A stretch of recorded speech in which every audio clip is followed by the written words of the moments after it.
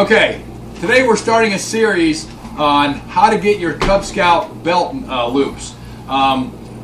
What you do is you go on the web, you go to www.boyscouttrail.com, and it has all the details on how to get your belt loop. Today we're going to be covering how to get your collecting belt loop, and that's what we have here. This is my son Michael. He'll be getting the belt loop. I'm going to be doing most of the talking for this one so that he learns how to make these videos. All right, Michael? Say hello to the camera. He's also providing security for me with his Nerf guns. All right? Well, the first one, what you do is you print off your list of objectives for getting your collecting belt, which is what we have here, and we have to go down. The first part of it is Michael had to get his collection of at least 10 items. All right, come back down here. I got there. All right. Okay. Well, he actually has 18 Smurfs. But as we were organizing his collection, we noticed a few interesting things. First of all, he has 18 Smurfs. The vast majority of them come from McDonald's Happy Meals. There's one duplicate right here, Panicky. He does have 2 of those. He also has 2 Papa Smurfs. The one Papa Smurf is not a McDonald's Happy Meal. It came from the movie theater. Well, let's take a look here. What we found interesting, right, Michael? You just sit here with the gun and just make sure. What we found interesting is if you take a look at the Smurfs, they're basically broken down into 4 different categories. These are the job Smurfs.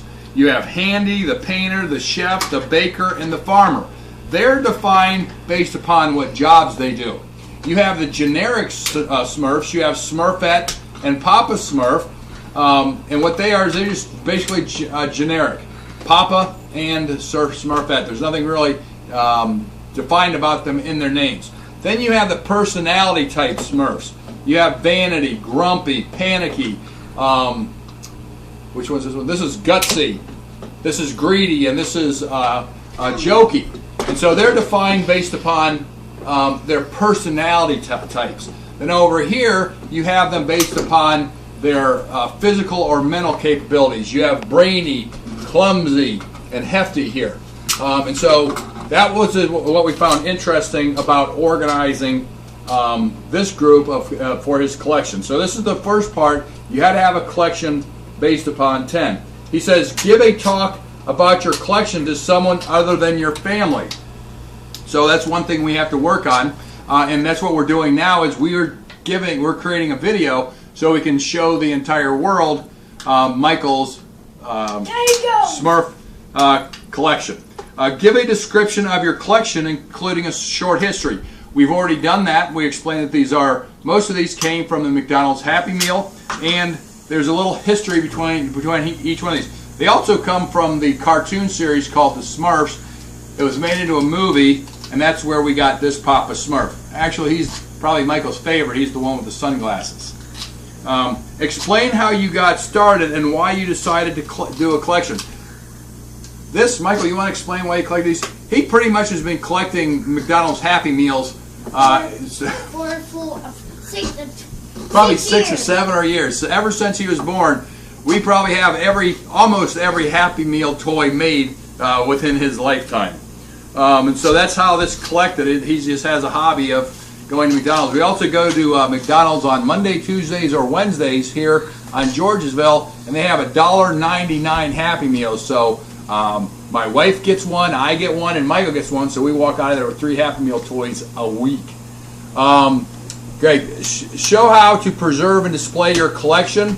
The way Michael preserves and collects these is he has a box that is specifically designed for the Smurfs.